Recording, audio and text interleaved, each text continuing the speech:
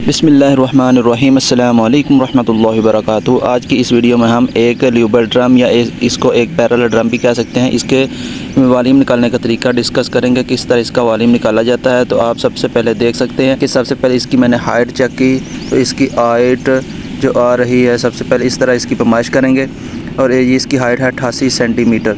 उसके बाद इसकी राउंडनेस चेक करेंगे। सबसे पहले हमने इसकी हाइट चेक की और इसके बाद इसकी हम गोलाई यानी कि राउंडनेस भी चेक करेंगे। किसी भी बैरल ड्रम या ल्यूबल ड्रम की सबसे पहले हाइट आपको मालूम होनी चाहिए कि उसकी हाइट कितनी है। उसके बाद उसकी राउंडनेस चेक करेंगे, इसकी राउंडनेस कितनी है आप देख सकते हैं। और इस तरह के कोई भी गोल टैंक हो या कोई भी गोल ड्रम हो, उसके आप जो वॉल्यूम निकालने का जो तरीका है, इस तरह आप इसकी पैमाइश करके उसका वॉल्यूम निकाल सकते हैं कि उसके अंदर कितने लीटर ल्यूब ऑयल है, कितने लीटर वाटर है। इसकी आप राउंडनेस चेक करें, इसकी है राउंडनेस है 180 सेंटीमीटर।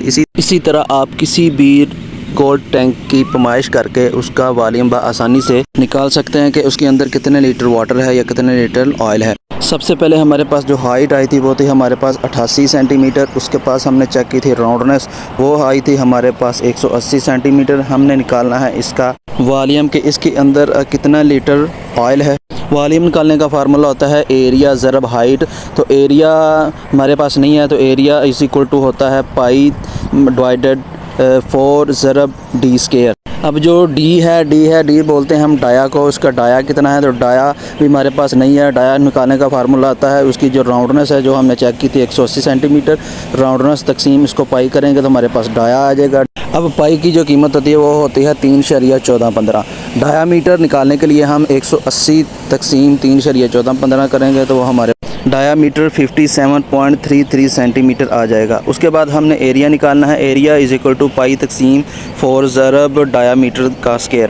अब पाई की जो कीमत होती है वो होती है 3.1415 तकसीम 4 ज़रब डाया हमारे पास आया था 57.33 का स्केयर। इसको हम आपस में मल्टीप्लाई और डिवाइड करेंगे तो हमारे पास एरिया आ जाएगा 2580 सेंटीमीटर मुकाब। अब 2580 सेंटीमीटर मुकाब को हम तकसीम डिवाइड बाई 1000 करेंगे, 1000 करेंगे तो हमारे पास जो एरिया आएगा वो आएगा 2.58 सेंटीमीटर। तो हमने इसका वॉल्यूम निकालना था, तो वॉल्यूम का फार्मूला था एरिया ज़रब हाइट। एरिया हमारे पास आया था 2.58 सेंटीमीटर और हाइट थी हमारे पास 88 सेंटीमीटर। अब इन दोनों पैमाइशों को आपस में मल्टीप्लाई करेंगे तो जो वॉल्यूम आएगा हमारे पास वो आएगा 227 लीटर। इस यानी कि इस ड्रम के अंदर 227 लीटर ऑयल आ सकता है।